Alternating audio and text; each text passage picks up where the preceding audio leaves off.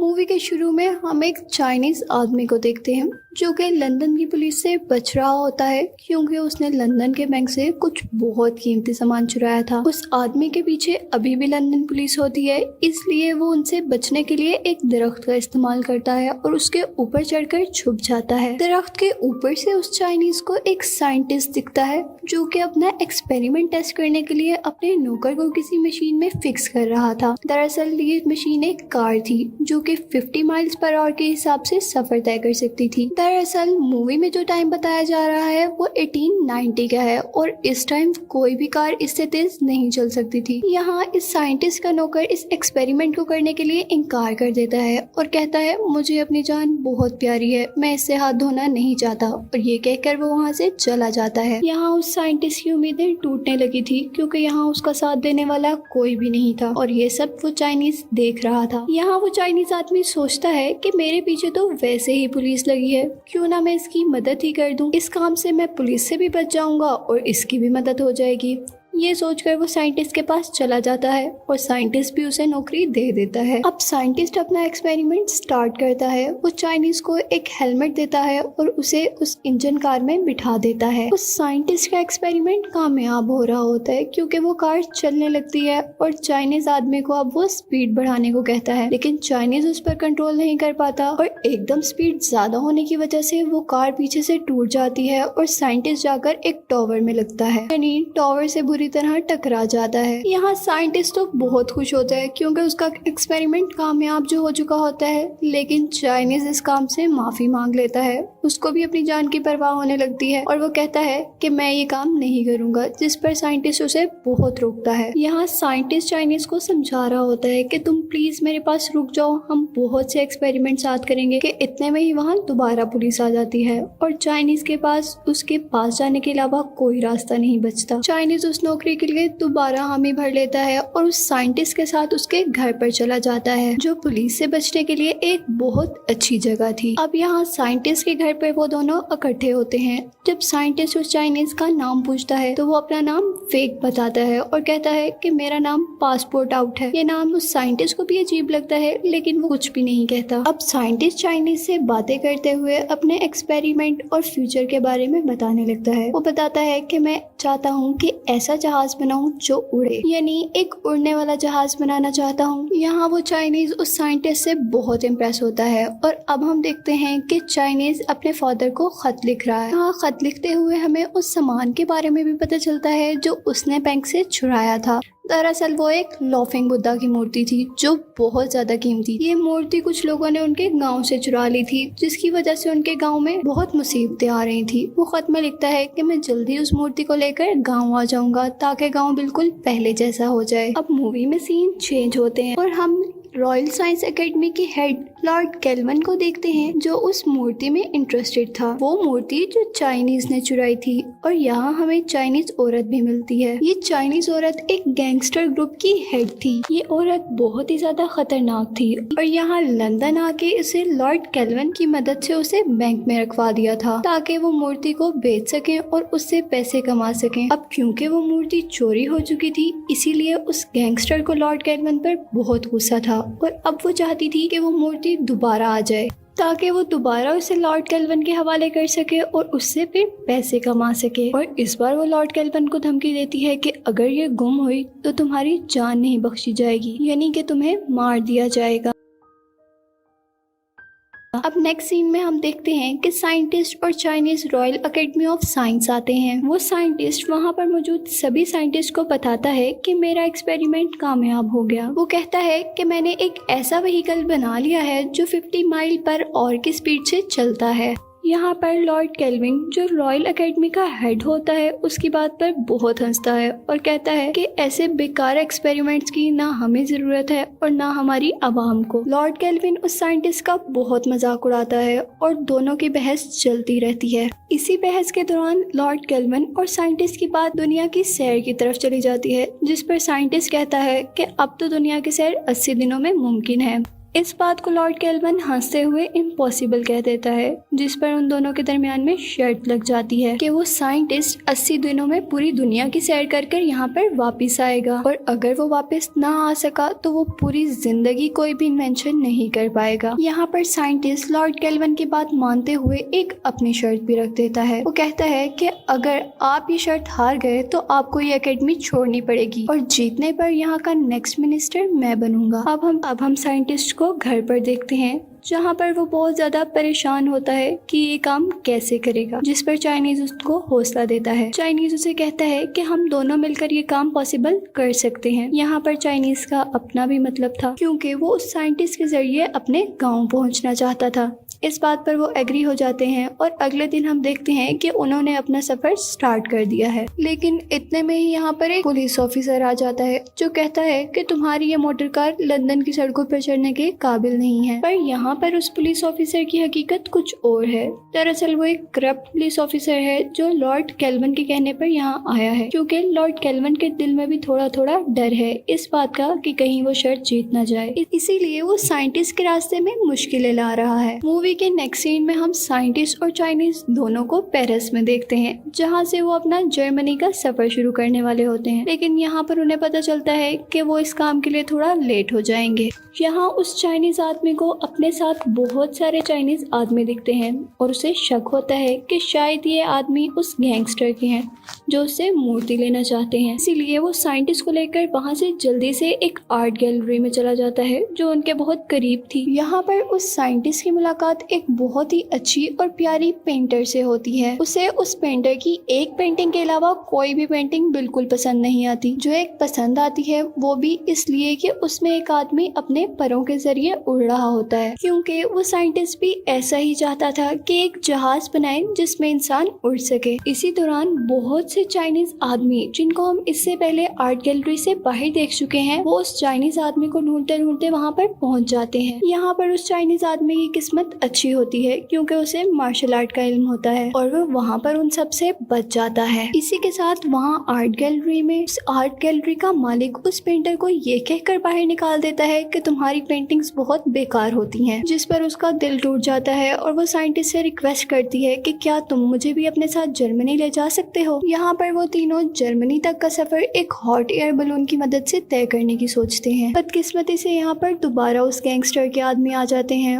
और passport out को पकड़ने लगते हैं, लेकिन यहाँ पर भी पासपोर्ट आउट कामयाब हो जाता है और साइंटिस्ट के साथ अपना सफर जारी रखता है। अब यहाँ साइंटिस्ट के पूछने पर पासपोर्ट आउट दोबारा एक झूठ बोल देता है और कहता है कि ये सारे आदमी मेरे गांव के थे और हम काफी अरसे बाद मिले थे, इसलिए वो चाहते थे कि मैं यहाँ से ना जाऊँ। ये बात साइंटिस्ट तो मान लेता है, लेकिन वो लड़की उसका झूठ पहचान लेती है। इसके बाद हम उन सबको एक ट्रेन में देखते हैं, जहाँ पर साइंटिस्ट को लगता है कि इस ट्रेन की स्पीड कम है और हम पहुँचते पहुँचते लेट हो जाएंगे, इसलिए वो ट्रेन के ड्राइवर के पास जाकर स्पीड बढ़ाने को कहता है। इसी दौरान पीछे से वो पेंटर पासपोर्ट आउट को कहती है कि मैं जानती हूँ ना तुम्हारा नाम पासपोर्ट आउट है और ना ही वो लोग तुम्हारे गांव के थे, और कहती है कि तुम मुझे सारी कहानी सच सच बता दो, नहीं तो मैं उस साइंटिस्ट को बता दूंगी। इस बात पर पासपोर्ट आउट अपनी मूर्ति निकालता है और उस गैंगस्टर के बारे में भी सब कुछ बता देता है। यहाँ पर लेडी दोबारा उस आदमी को धमकाती है और कहती है कि अब मुझे तुम्हारा सच बिल्कुल पता है और मैं ये साइंटिस्ट को भी बता सकती हूँ, लेकिन एक शर्त है जिसके बारे में ये नहीं बताऊंगी। चाइनीज उसकी शर्त मान लेता है, जो कि